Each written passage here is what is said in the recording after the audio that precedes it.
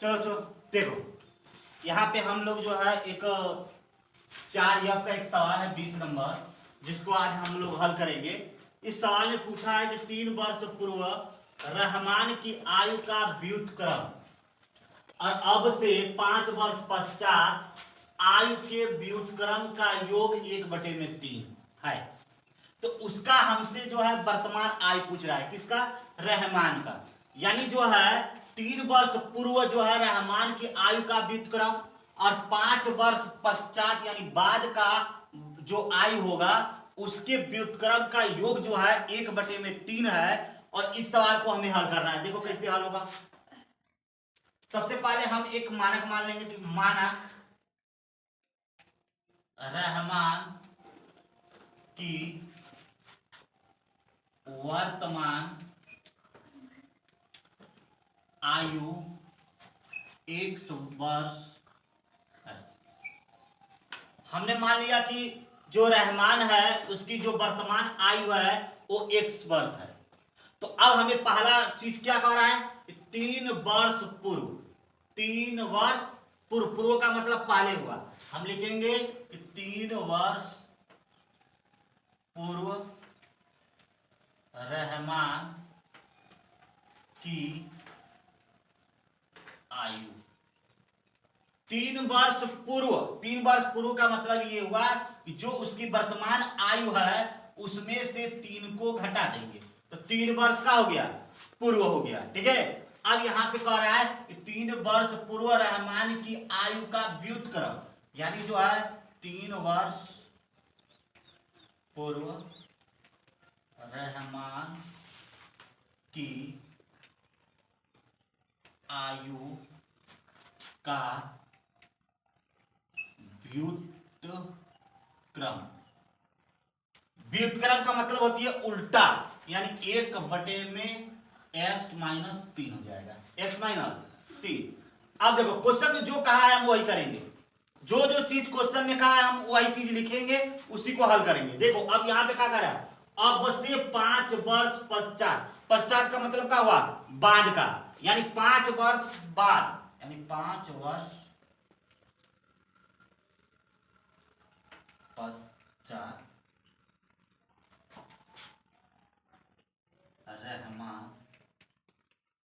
की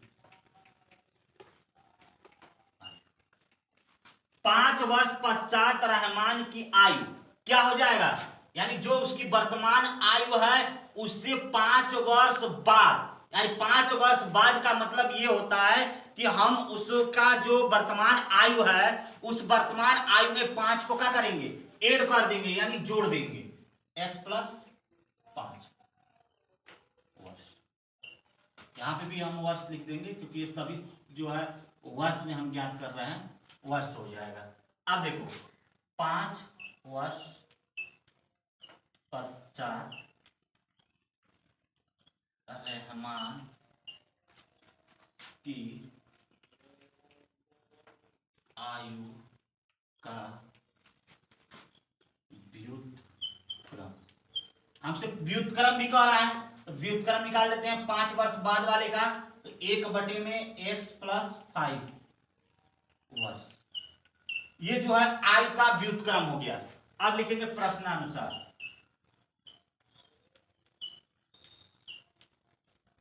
देखिए प्रश्नानुसार, प्रश्न के अनुसार जो है प्रश्न हमसे ये कह रहा है कि 3 वर्ष पूर्व रहमान की आयु का व्युत्क्रम। ठीक है। तो रहमान के 3 वर्ष पूर्व रहमान की आयु का व्युत्क्रम जो है 1/(x-3) है। और अब से 5 वर्ष पश्चात आयु के व्युत्क्रम का योग, योग का मतलब कि जोड़ना है। कितना? 5 वर्ष बाद के आयु के व्युत्क्रम का। तो ये 5 वर्ष आयु का व्युत्क्रम कितना निकाले हो? 1/(x+5) बराबर है 1/3 के, 1/3 का।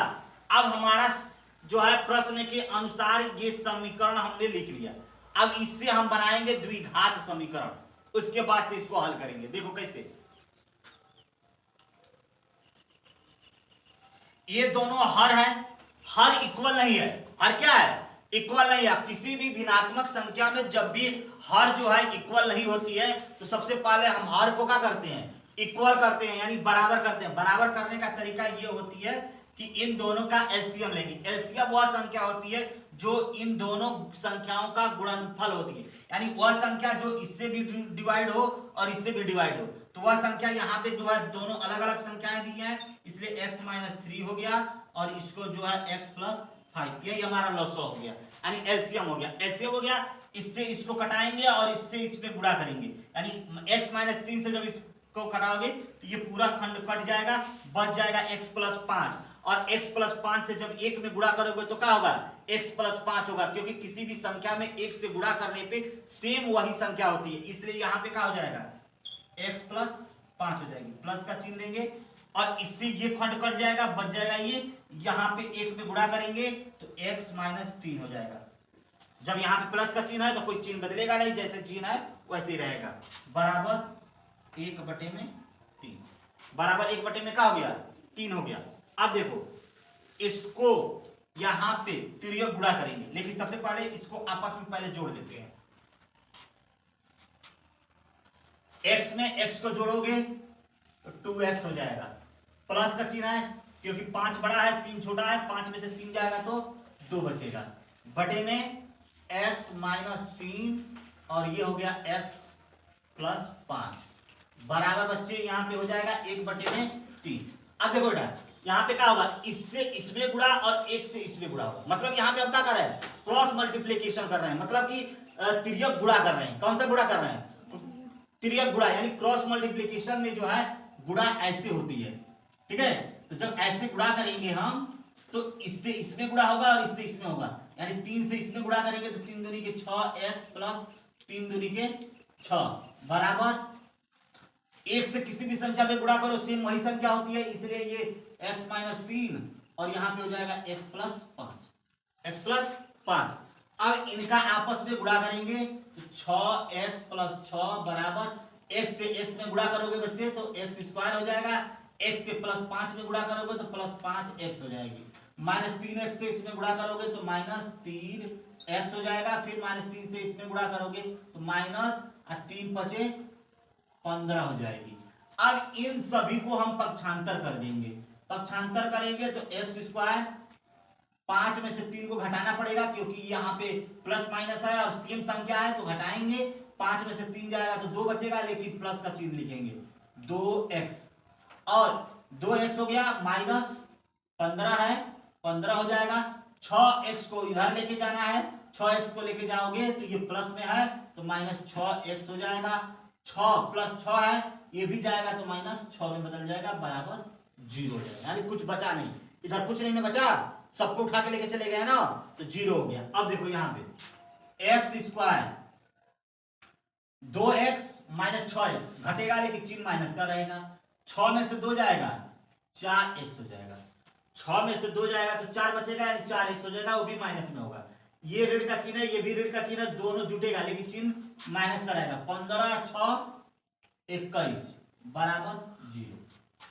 अब हमें यहाँ पे दो संख्या चाहिए जिनका गुणा करने पे, यानी जो है गुणा करने पे 21 आए और जुड़ने घटाने पे -4 है, वो संख्या है -7 गुणे 3 बराबर -21, -7 धन 3 बराबर, जोड़ेंगे लेकिन चिन्ह ऋण का रहेगा, 7 में से 3 जाएगा तो कितना बचेगा 4, मिल गया हमें संख्या ना, संख्या मिल गई। अब इसको उठाकर इसमें रख देंगे, x स्क्वायर माइनस जो है 7x और धन 3x, यानी 7 के साथ भी x को लिखेंगे और 3 के साथ भी x को लिखेंगे, क्योंकि इसको हम जो है तोड़ रहे हैं, दो मध्य भाग को दो भागों में तोड़ रहे हैं, तोड़ेंगे तो दोनों के साथ x लिखेंगे, -21 बराबर 0। यहां से x को कॉमन करोगे बच गया x -7, और यहाँ पे जो है प्लस 3 को कॉमन कर लो, 3 कॉमन होगा तो यहाँ पे x बचेगा, 3 से 21 में भाग करेंगे 3 से 21 हो जाएगी बराबर 0 हो जाएगा। देखो यहाँ पे ये दोनों कॉमन है तो इसको निकाल लेंगे तो x -7 हो जाएगा और यहाँ पे हो जाएगा x प्लस 3 बराबर 0, बराबर क्या हो गया 0। अब देखो अब लिखेंगे कि यदि x -7 बराबर 0 तो x बराबर क्या हो गया बच्चा 7 हो गया, x बराबर क्या हो गया 7 हो गया। यदि हम लिखेंगे कि x प्लस 3 बराबर 0, x बराबर क्या होगा -3। अच्छा ये बताओ क्या किसी भी व्यक्ति का आयु एक ऋण संख्या हो सकती है? नहीं हो सकती है। अब किसी का आयु ये नहीं हो सकता कि -2 वर्ष। इसका क्या मतलब, वो हमेशा किस में होगा, प्लस में होगा। इसलिए यहां पे लिखेंगे अमान्य। ये अमान्य हो गया। जब अमान्य हो गया तो मतलब ये कि रहमान का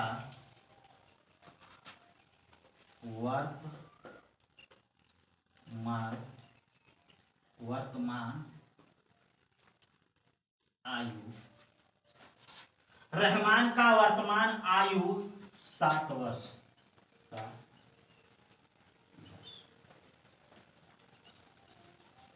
यही हमारा आंसर हो गया। यानी जो है कि रहमान का आयु जो है 3 वर्ष पूर्व रहमान की आयु का व्युत्क्रम और उसके 5 वर्ष बाद के आयु का व्युत्क्रम 1/3 है, जिसका आंसर होगा कि 7 वर्ष। यानी रहमान की जो वर्तमान आयु है वो 7 वर्ष होगी। इस प्रकार हल होगी।